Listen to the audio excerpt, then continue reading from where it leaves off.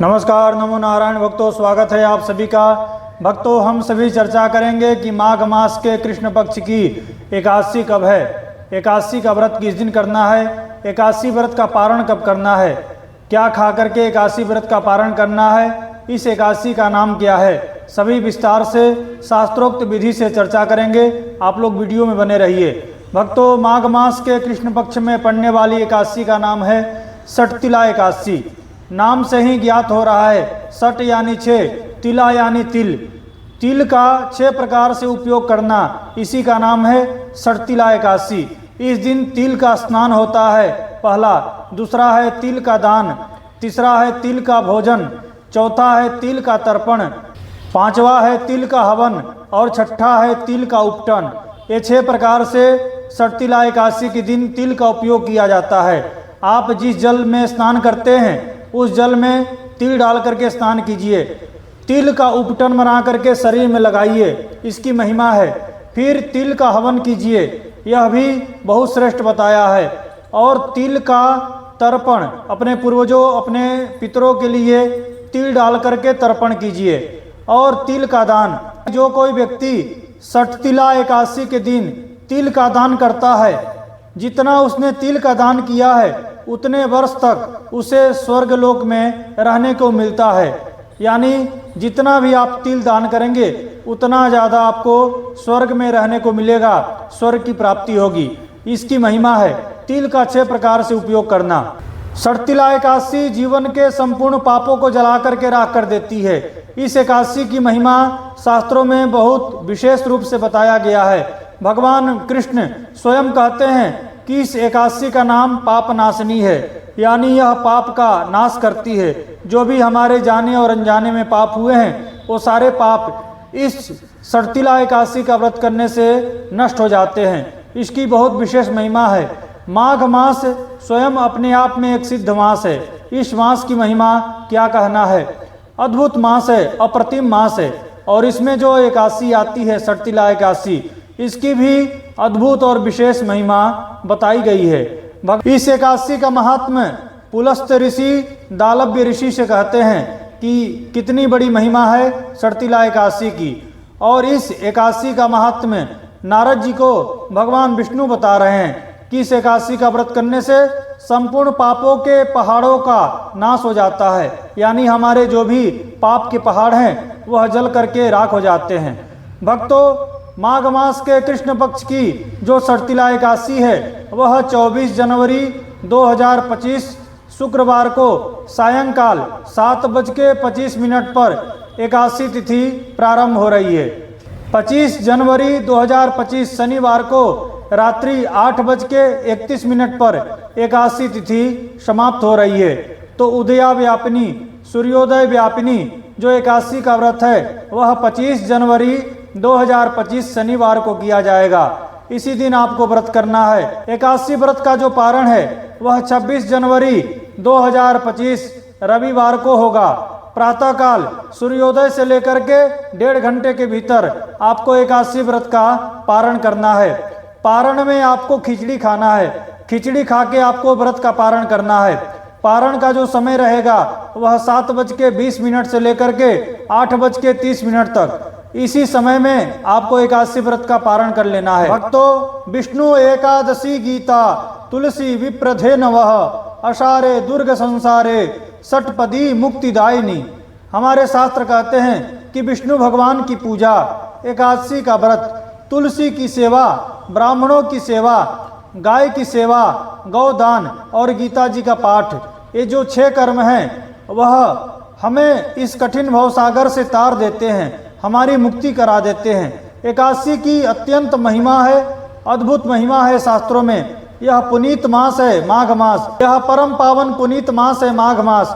और इस माघ मास में जो कोई एकादशी का व्रत करता है वह समझिए भगवान के एकदम करीब, भगवान के एकदम निकट पहुंच जाता है। पुलस्त ऋषि दालव्य ऋषि से कहते हैं कि माघ मास में रोज व्यक्ति को प्रातःकाल सूर्योदय से पूर्व जग जाना चाहिए, जग करके स्नान करना चाहिए, स्वच्छ वस्त्र धारण करना चाहिए, सूर्य भगवान को जल देना चाहिए। और एकादशी से 1 दिन पूर्व गाय के गोबर में कपास और काला तिल मिला करके उपले कंडे बना लेवे, उस कंडे में घी लगा करके विष्णु भगवान का ध्यान करें और एकादशी के दिन ओम नमो भगवते वासुदेवाय ऐसा बोलते हुए एकादशी के दिन यज्ञ करना चाहिए।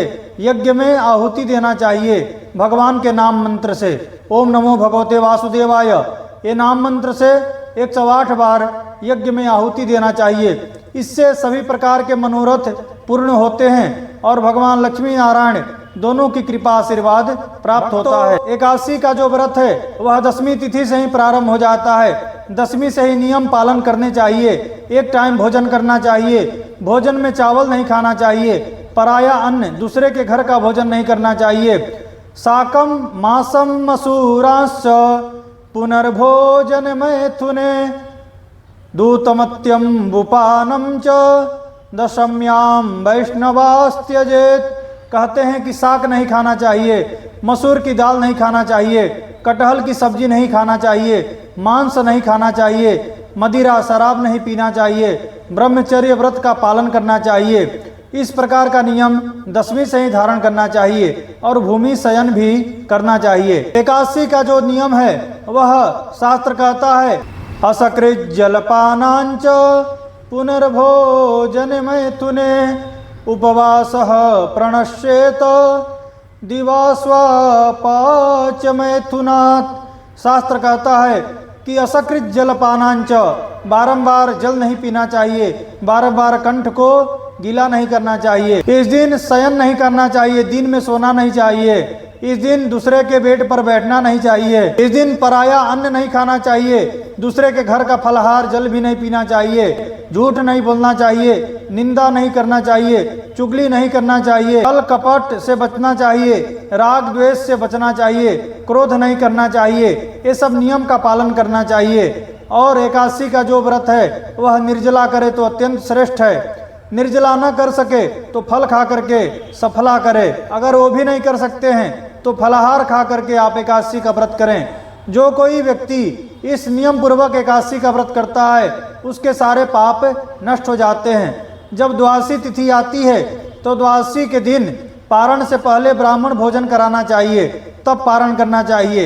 यह संभव नहीं है तो ब्राह्मण को कुछ दान दक्षिणा देना चाहिए भोजन के निमित्त में, अथवा कच्चा सीधा अनाज ब्राह्मण को देना चाहिए, चाहे मंदिर में दान करना चाहिए। वो नहीं कर सकते हैं तो उसके निमित्त में कुछ दक्षिणा देना चाहिए। गाय को हरा घास खिलाना चाहिए। गौशाला दूर है तो आप गाय के हरा घास खिलाने के निमित्त में कुछ धन राशि अलग से निकाल कर रख दीजिए। मन में भगवान से बोल दीजिए कि ये जो दक्षिणा है यह मैं गाय को हरा घास खिलाने के लिए निकाला हूँ या निकाली हूँ, ऐसा बोल देना है मन में। उसके बाद आपको एकादशी व्रत का पारण करना चाहिए। एकादशी का व्रत का जो पारण होता है वह चावल खा करके करना चाहिए। और जो सटतिला एकादशी का व्रत का पारण है वह खिचड़ी खा करके आपको एकादशी व्रत का पारण करना है। यदि आप सुबह सुबह खिचड़ी नहीं बना सकते हैं तो आपको कच्चा खिचड़ी मुंह में डाल करके पारण कर लेना चाहिए। इस दिन खिचड़ी खा करके पारण करने की महिमा का वर्णन किया गया है। एकादशी तिथि पर भगवान विष्णु के ऊपर, शालिग्राम भगवान के ऊपर शंख में गाय का कच्चा दूध मिला करके आपको अभिषेक करना चाहिए। पूर्व सूक्त से भगवान का अभिषेक करना चाहिए। नहीं तो आपको ओम विष्णवे नमः अथवा ओम नमो नारायणाय बोलते हुए भगवान का अभिषेक करना चाहिए। इस दिन तुलसी से भगवान की पूजा अर्चना करना चाहिए। ऐसा कहा गया है कि 1000 तुलसी भगवान शालिग्राम के ऊपर एकादशी पर चढ़ाना चाहिए, जिससे कहा जाता है सहस्त्रार्चन। सहस्त्र यानी 1000 तुलसी के द्वारा भगवान विष्णु की पूजा करना। यह पूजा अश्वमेध यज्ञ के बराबर फल देता है। इस दिन तुलसी माता में घी का दीपक जला करके तुलसी का पूजन किया जाता है। तुलसी को प्रणाम नमस्कार किया जाता है और तुलसी की परिक्रमा की जाती है। यह भी विशेष बताया गया है। दूसरा है कि गौशाला में जाकर के गाय को जल पिलाइए एकादशी के दिन, और एकादशी के दिन गाय को हरा घास खिलाइए। इससे सभी प्रकार की मनोरथ पूर्ण होते हैं और जो भी जन्म जन्मांतर के पाप हैं नष्ट होते हैं और सारे पितर प्रसन्न होकर के आपको आशीर्वाद देते हैं। भक्तों, यह था सटतिला एकादशी व्रत के ऊपर वीडियो। आपको यह वीडियो अच्छा लगा हो तो इसे लाइक कीजिएगा। चैनल पर नए हैं तो तो इसे सब्सक्राइब कर लीजिएगा, बेल आइकन को दबा देवें ताकि मैं कोई भी वीडियो अपलोड करूं उसका नोटिफिकेशन आप तक पहुंचे। आप सभी को श्री हरि, आप सभी को नमो नारायण। ओम श्री मात्रे नमः।